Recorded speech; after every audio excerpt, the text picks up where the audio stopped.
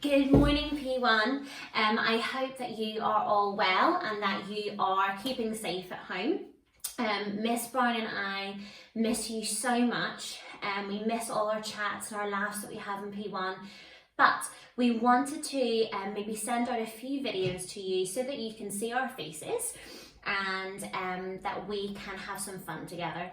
So, since we are learning about animals, my friend's little girl sent me a picture of something that she made last week. And I thought it was so good that I had to share it with you. So what you need is some stones, okay? Now you can go out into your garden, or maybe you are going for a walk with whoever you're with at home, and you can look out for some stones. Now the stones that I have here are quite rounded, okay? They don't need to be rounded, it doesn't matter what shape they are, but what you do need to make sure is that you get different sizes, okay?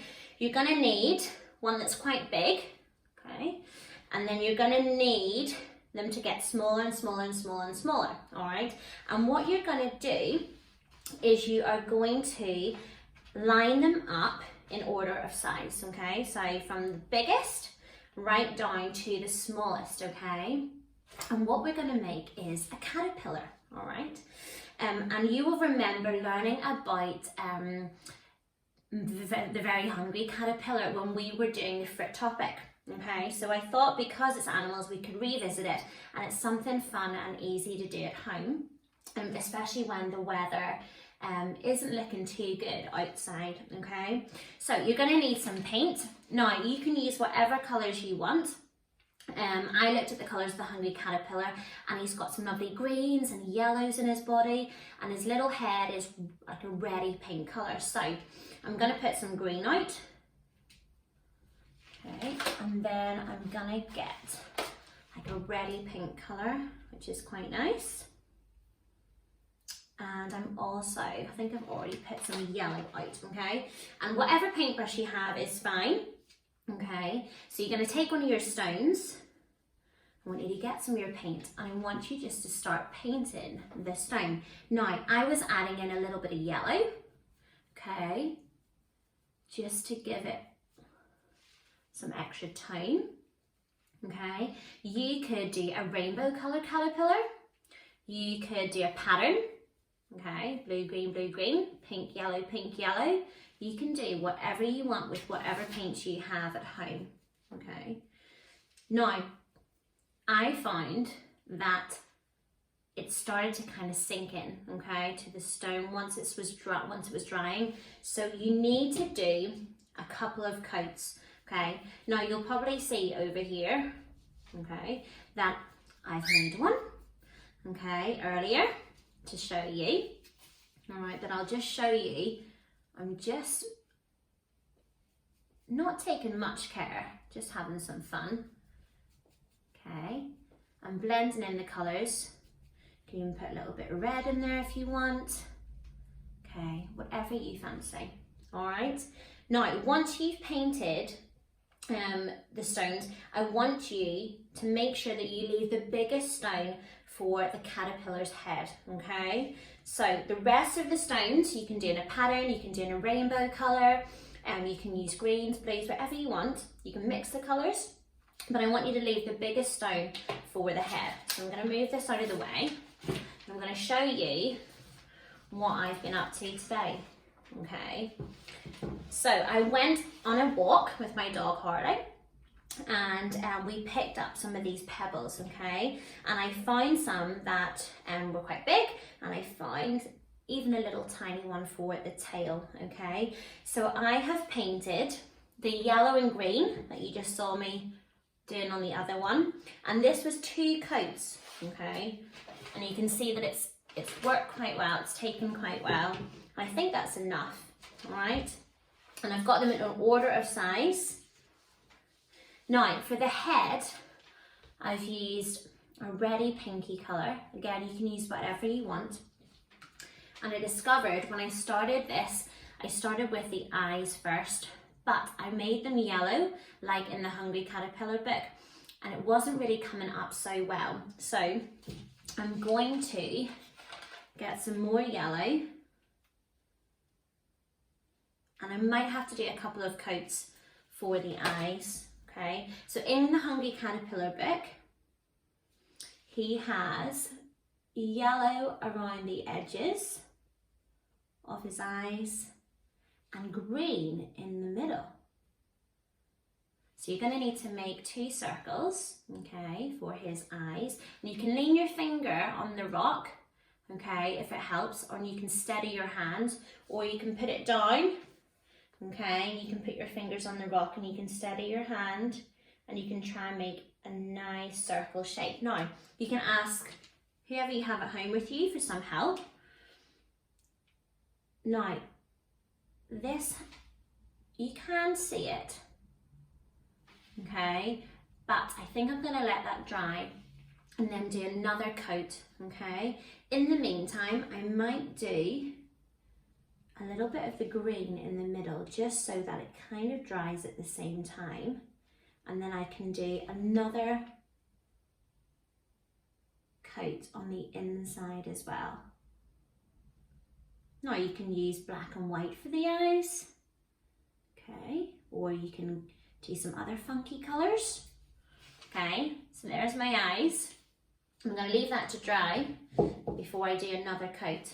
Now, what my friend's little girl did, which I really loved, she, after they had dried, she asked Mum if she could have some nail polish. Now, this is nail polish that has some glitter in it. Don't know if you can see that. Okay, make sure you ask Mum first, or your sister, or whoever. Okay, and what you're going to do is you're going to take your stone and you're going to do a coat. Now, you don't have to do this. I just thought it's a really cool idea. And you can paint over the top of your stone. And it gives it a good shine. And it's just something a little bit different. I'm going to show you that. Okay. And there's some that I did earlier. Hope that you can see the shininess. I'm going to paint the rest.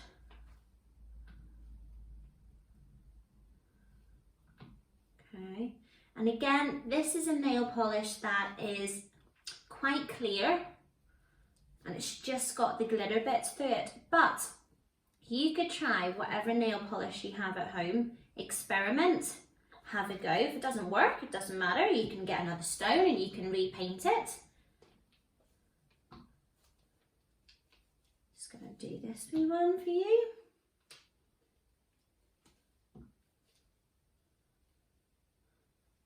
Okay, and I think only 1 coat is needed for the nail polish.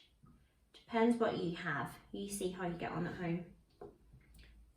I'm going to leave the face because remember, I'm going to go over that. Okay, I might try and go over the green again.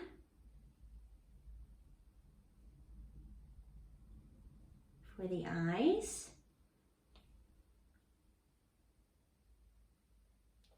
There we go. And then I'll go over, you might need some water and a wee bit of kitchen roll just so you can clean off the colours if you want to get a nice clear colour to put on next. Okay, so I've got some yellow. I'm just going to go round in a circle the best I can.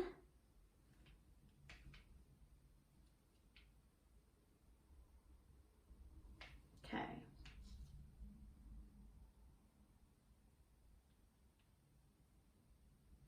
There we go.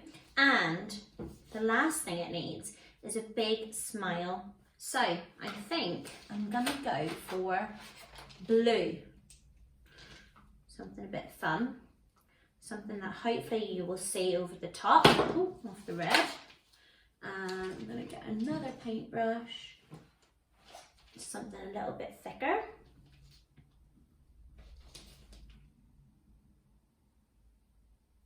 I'm gonna give him, I'll show you in a little minute, a big happy smile. Okay, and then once that's dried, you can even put your glitter over the top of his head as well. Okay, and if you can see, I'm going to try and lift this. That is the very hungry caterpillar. Now, you don't have to make a caterpillar at home. You could collect more stones than this and you can make a big long snake with a lovely pattern. I also had a little bit of fun and painted a ladybird. You could do a ladybird. Or you could even do a little Buzzy Bee. And what I did for that is I had some gold pens, or maybe you've got a silver, or maybe you just use white and you can put on the little wings on the top. Now what I did for both of these first was I painted this one black completely first and waited again to put the yellow stripes on top. This one, okay, I painted the black section just up the middle there and across, and then I just put the red straight onto the stone because it was a colour that worked quite well on the stone. So you could create whatever you wanted. You can come up and you can come up with some other idea and design your own bug and give it a name. Okay, whatever you do, have fun, stay safe at home, and know that Miss Brown and I miss you so much and we're sending you lots of love. Bye for now.